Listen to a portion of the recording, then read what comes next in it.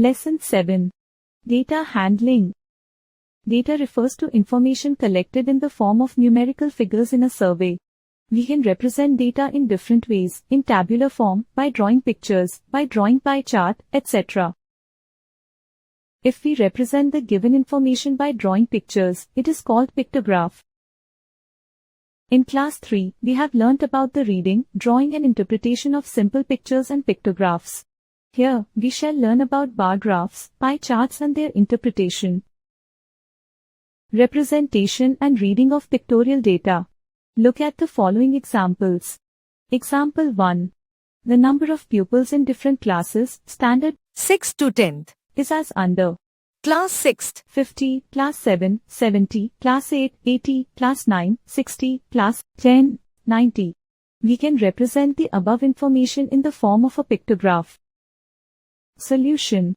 From the above data, we find that all the given numbers are multiples of 10. So, we use one symbol to represent 10 students. Thus, we have the pictograph as under. 1 represents 10 students. Bar graph.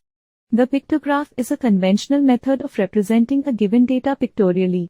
But with changing times, this method becomes less popular as it is time-consuming and requires a lot of skill in drawing clear pictures. So, easier methods of representing data pictorially have been devised.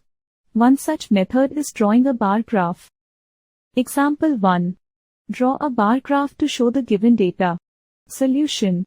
The two ways of drawing a bar graph to represent the number of bulbs sold by a shop in the first 5 months of the year are shown below.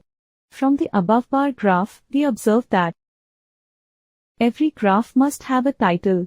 Information is represented along the two axes, horizontal and vertical.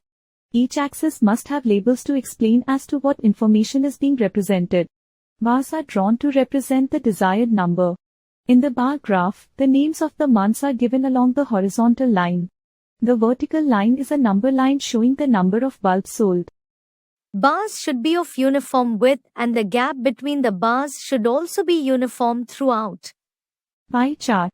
We can also represent data by dividing a circle into wedges.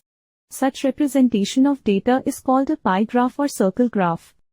We use the pie chart when we want to show the whole data as fractional parts. We can say that we can compare the proportions of the individual items with reference to the total. The pie chart in the figure shows the different kinds of trees in an orchard. The circle is divided into 5 parts. Each part is known as the sector. Looking at the size of the sectors, you can interpret the information depicted by the circle graph. The biggest sector is for the mango trees. It shows that the number of mango trees is the most in the orchard. The second biggest sector is for lychee trees, the third for apple trees, and fourth for guava trees, and the smallest sector for papaya trees.